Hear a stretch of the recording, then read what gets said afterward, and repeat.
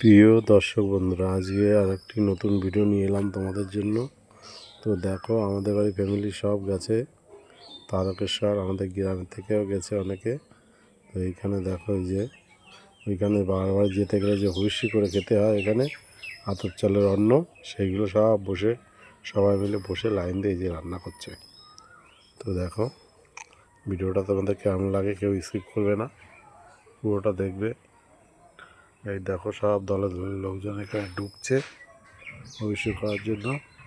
আর যারা স্নান করেছে দেখো, এখানে সব শাড়ি টাড়ি মেলে দিয়েছে শুকোনোর জন্য। তো দেখতে থাকো, সময় থাকো। আর এইখানে দেখো,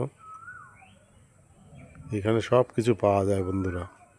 এখানে মাটির হাঁড়ি, তারপরে তোমার এই রান্নার উনুনগুলো এখানে এখানে এই যে তাঁবু খাটিয়েছে দাদারা, এই দাদারাই এখানে ইট দিয়ে করে রেখেছে।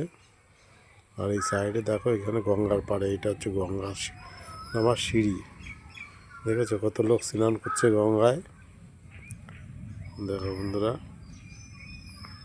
এই গঙ্গা ঘাটে স্নান করবে, এইখানে অবশ্য করে খাওয়া দাওয়া করে আবার সবাই স্নান করবে, করে তারপরে এখান থেকে জল ভরে নিয়ে তারপরে বাড়ি যাওয়ার উদ্দেশ্যে সবাই রওনা হবে।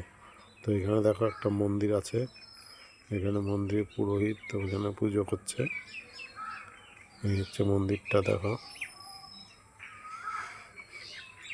এইটা হচ্ছে নিমাই তীর্থের ঘাট বলে, নিমাই এই ঘাটে স্নান করে এইখান থেকে হবিষ্যি করে তারকেশ্বর গিয়েছিল, নিমাই ঘাট বলে এটা।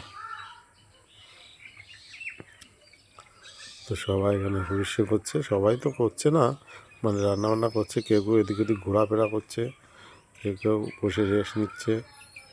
এই হচ্ছে পরিস্থিতি বন্ধুরা। তো তোমরা যদি তারকেশ্বর যাওয়ার উদ্দেশ্যে আসো, এই জায়গাটা আসবে, খুবই ভালো, একদম পরিষ্কার জায়গা। দেখো, গঙ্গাটাও, ঘাটটাও খুব পরিষ্কার, গঙ্গার ভিতরে কোনো নোংরা আবর্জনা ফেলতে দেয় না। ভবিষ্য করা হাঁড়ি টাড়িগুলো সব দুই সাইডে সিঁড়ি এইবার রাখা আছে, পৌরসভার গাড়ি এসে নিয়ে যায় এখান থেকে। খুবই পরিষ্কার জায়গা। এখন একটু ভাটা লেগেছে, জলটা নিচের দিকে,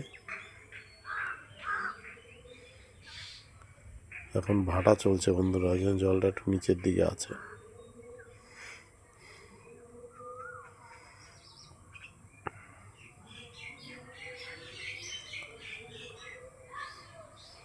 এইখানে সব রকমের ব্যবস্থা আছে, বুঝেছো বন্ধুরা।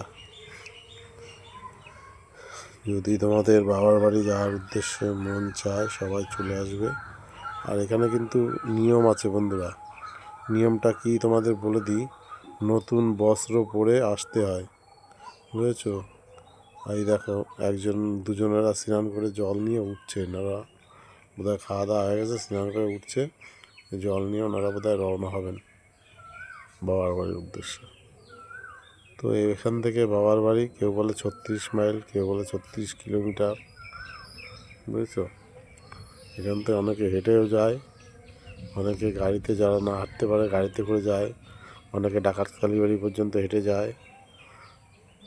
দেখো, এই দেখো দোকান, এখানে তোমরা সব কিছু পাবে।